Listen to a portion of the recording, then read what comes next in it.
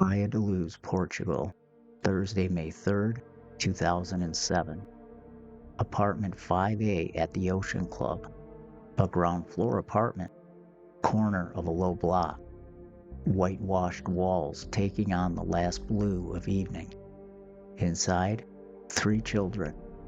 In the living space, what you would typically find on any family vacation. A random coffee cup with a trace of salt on its rim. A beach bag slouched on a chair. And a mess typical of a family with small children. A few minutes walk away, a table at the Tapas restaurant. 9 adults, friends who have traveled and dined together all week. Settle into a routine they've rehearsed. Eat, talk, and take turns walking back to check sleeping children. There's no baby monitor, no concierge sitter. A 1 to 2 minute walk if you go straight and brisk. Longer if you loop the pool or pause to chat. The front door of 5A faces a small car park and lane. The patio doors face inward to paths and pools. The group's habit all week has been the patio route. Slide the door open, step in, walk down the short hall, check the children's room on the right. Between 9 p.m. and 10 p.m., choices that felt small. How far a door sits ajar, whether you listen or look, which path you take on stone slick with sea air, will be preserved in statements and arguments for nearly 2 decades. By 10 p.m., a single sentence will be shouted from that hallway. They've taken her. And the search on those cobbles will never truly end. Tonight, part 1 of the Madeleine McCann case stays with the night itself. We're not going to look at suspects or later years' theories. Just the map, the minutes, the 2 child-carrying sightings, and the way an open door or window can turn a room into a lifetime. This is the Midnight Mystery Archive.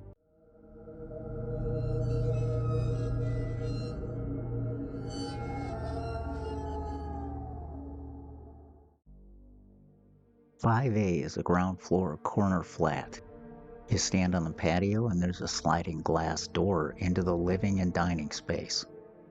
A short hallway runs away from you. On the right, the children's room. On the left, the parents' room. The children's room has a single window onto the exterior side street, dressed inside with curtains and outside with slatted shutters, hinged, pulled down from outside and latched. Now the Tapas restaurant. It sits inside the resort footprint. Pool, paths, low walls, Mediterranean planting. It is not a clean line of sight to the children's window. At best, you get a diagonal to the patio terrace, obscured by walls and greenery. The common walking routes are 2. Poolside cut-through, short but requires a small gate and turns. The street laneway route, Rua Dr. Agostinho da Silva, longer sightlines, less night lighting, and the road Jane Tanner will later walk. Hold that map while the minutes begin. At 8:30 that night, the adults take their places at the Tapas table. The tacit plan is a rotation. Someone stands every so many minutes, walks back, looks in, and returns. At 9:05, Jerry McCann rises, and he takes the patio route. He slides the glass door open, heads into the living space and down the short hall. The children's door, he will later say, sits more open than he expects. Inside, the twins are asleep in travel cots. Madeleine is lying in her bed. There's no curtain flaring, no window noticed open. He returns by the lane, exchanging a brief hello with another guest near the corner. 9:10 to 9:15, Jane Tanner leaves the restaurant to check her children. As she reaches the lane skirting the 5A block, she later reports seeing a man cross the road carrying a child. The child is in light-colored pajamas with bare legs, head lolling sleep-heavy on a shoulder. The man walks away from the apartments. Tanner does not see his face. Others at roughly the same moment later say that they didn't notice such a figure. That gap, one sighting against others, silence, becomes one of the night's two long echoes. 9:30 to 9:40, Matthew Oldfield offers to do a round, his apartment, and then 5A. At 5A, he does what he later calls a listening check, near or at the children's door, rather than stepping fully in for a visual. He hears no crying, no rustle, and he reports that nothing alarming is going on, and he returns. On paper, this looks like a check. In timeline work, listening and looking are not the same thing. The distinction will matter when we compress this hour. At 10 p.m., Kate McCann walks the familiar route to 5A, slides the patio door open, steps in and down the short hall. The children's door is wider than she left it. She enters. The window stands open. The external shutter is up. The curtains are moved.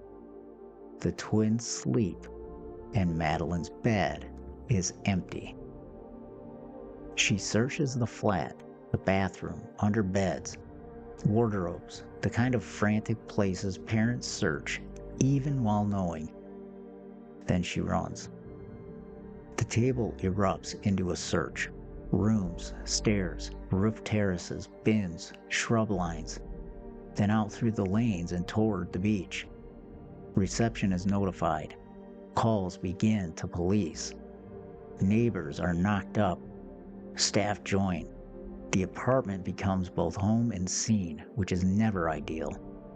Feet cross thresholds and the night becomes a "you were here, I was there" ledger. The window shutter rapidly become the first claimed mechanism. Early breathless talk includes the word "forced." Later, official notes will say there are no clear signs of forced entry to the shutter. That doesn't settle the question, it reframes it. Was the window a route? Or was it simply opened by the time of discovery?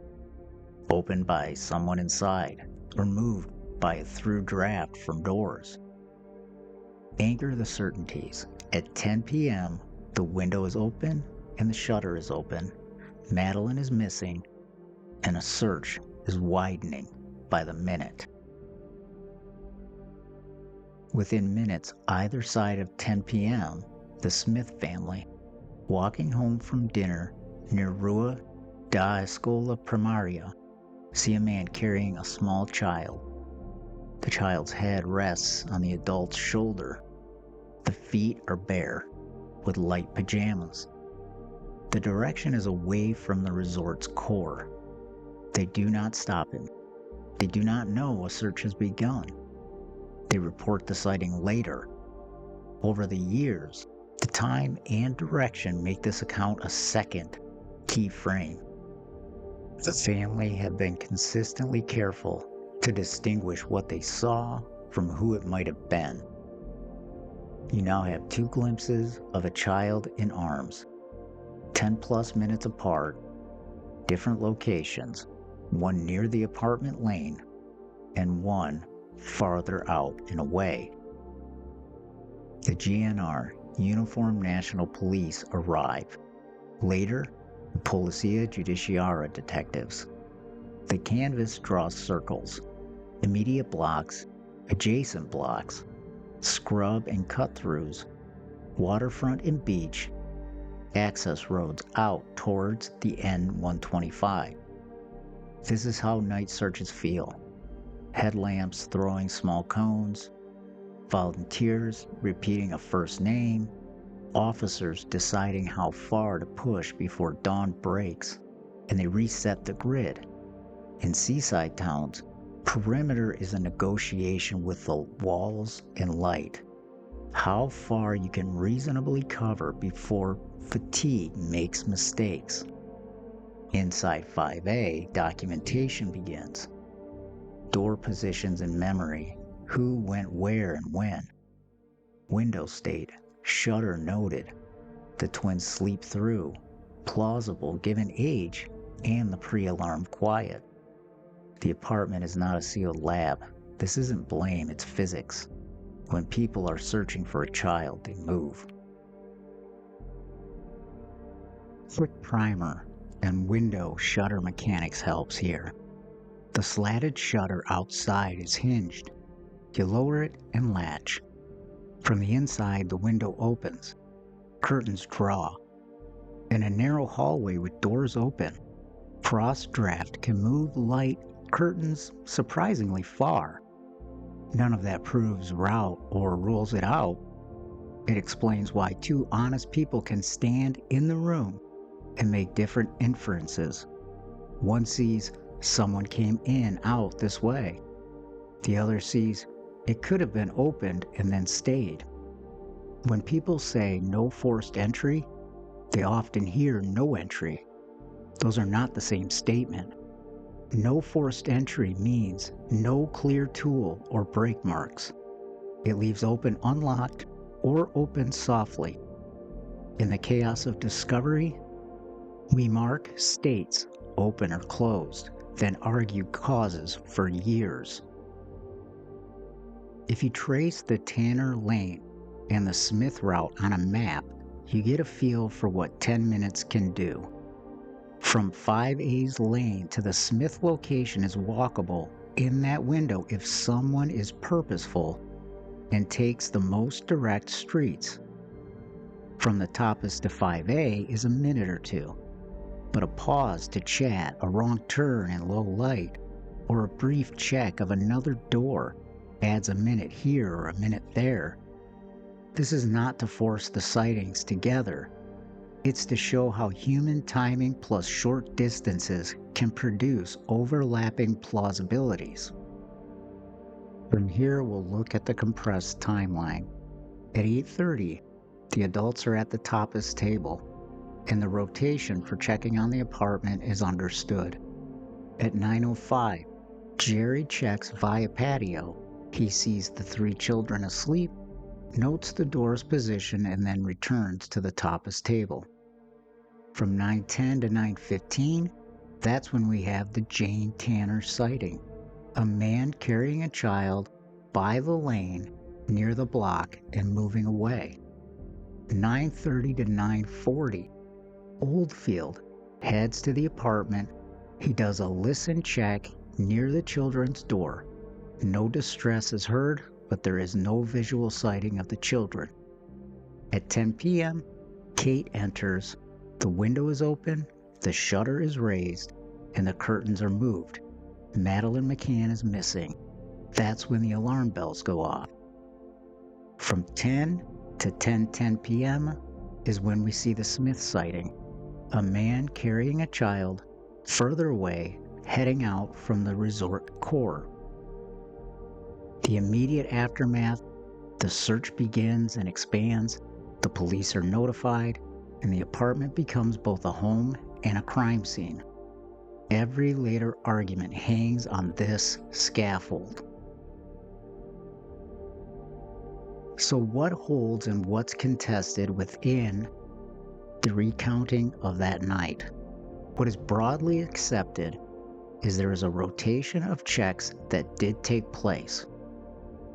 A visual sighting at 9:05, an auditory sighting 9:30 to 9:40, and a discovery at 10 p.m. with a window and shutter open. A rapid search ensues and calls go to authorities. What is contested from that night is the precise door positions at each check. The identities behind the two carrying child sightings. The distance between a bedroom and a road in a holiday town is short. On this night, it was enough. A door not fully closed, a window open, 2 brief glimpses of a child in someone's arms, and a dinner table that became a command post. In part 2, the first weeks of the search will step from panic to paperwork, perimeters and procedures, how a lived-in apartment is documented after many feet have crossed it, early statements that don't perfectly align, media pressure, canine deployments, and what indication actually means, and how choices in the first 48 hours echo for years. This has been the Midnight Mystery Archive and Part 1 of the Madeleine McCann case. Remember, find us wherever you get your podcasts, be it Spotify, Amazon Music, or Apple Podcasts. Make sure too, if you're liking what I'm delivering on the podcast, give me a rating on any of those platforms. It's really very much appreciated. Also, you can find us on TikTok, where I delve deeper into some of the cases we cover here on the podcast. Until next time.